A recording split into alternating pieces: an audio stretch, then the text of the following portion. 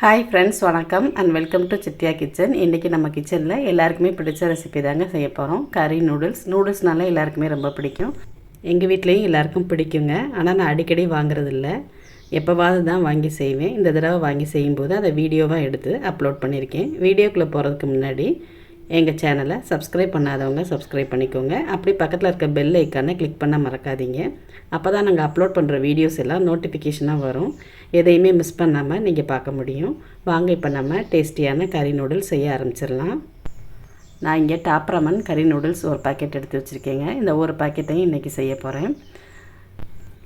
இது 4 பேருக்கு கரெக்டாக வரும். கொஞ்சம் காயெல்லாம் கட் பண்ணி சேர்த்து செய்கிறதுனால சரியாக வருங்க. இதுக்கு தேவையான காயெல்லாம் கட் பண்ணி எடுத்து வச்சுருக்கேன். பெரிய வெங்காயம், கேரட், குடமிளகா, தக்காளி, கொஞ்சம் பட்டாணி எல்லாமே எடுத்து வச்சுருக்கேங்க. எல்லாமே ஒரே அளவாக எடுத்திருக்கேன். பீன்ஸ் இருந்தால் அதையும் கட் பண்ணி சேர்த்துக்கலாங்க. ஒரு கடாயில் 4 டீஸ்பூன் எண்ணெய் சேர்த்துக்கிறேன். இதுக்கு எண்ணெய் ரொம்ப ஒன்றும் தேவையில்லை. இந்த காய் வதங்குறதுக்கு தேவையான எண்ணெய் இருந்தால் போதும்.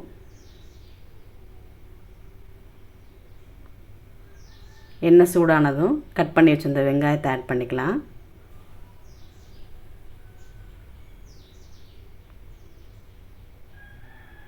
அதோட கேரட்டையும் சேர்த்துக்கிறேங்க.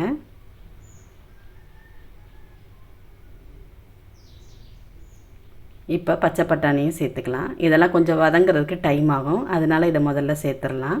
சேர்த்துட்டு கொஞ்சம் வதக்கி விட்டுறலாம்.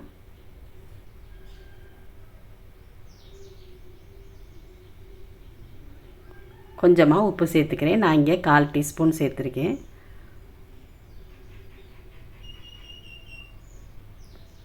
கொஞ்சம் வதங்கிடுச்சு. இப்போ கட் பண்ணி வச்சுருக்க குடமிளகாயும் சேர்த்துக்கலாங்க.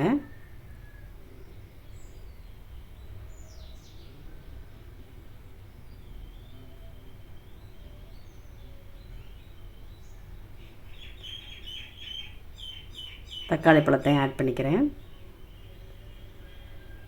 ஆட் பண்ணிவிட்டு நல்லா வதக்கி விட்டுறலாம்.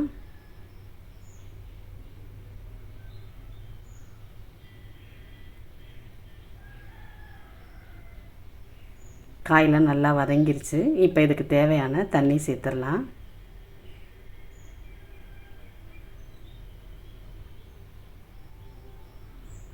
நான் இங்கே 4 கப் தண்ணி சேர்த்துக்கிறேன்.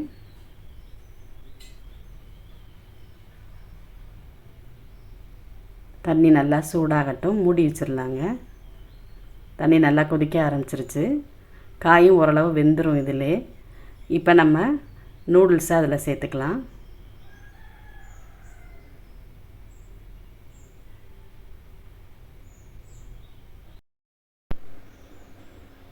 நூடுல்ஸ் எல்லாத்தையும் சேர்த்தாச்சுங்க. இப்போ இதில் இருக்க மசாலா பவுடர் பாக்கெட்டை கட் பண்ணி எடுத்துக்கிறேன்.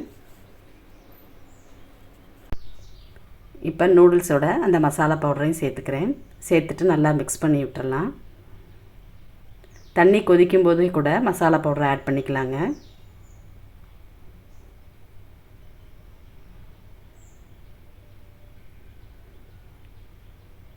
நூடுல்ஸ்லாம் நல்லா வெந்துருச்சு. இன்னும் 1 நிமிஷம் போல் கிளறிட்டு இறக்கிடலாங்க.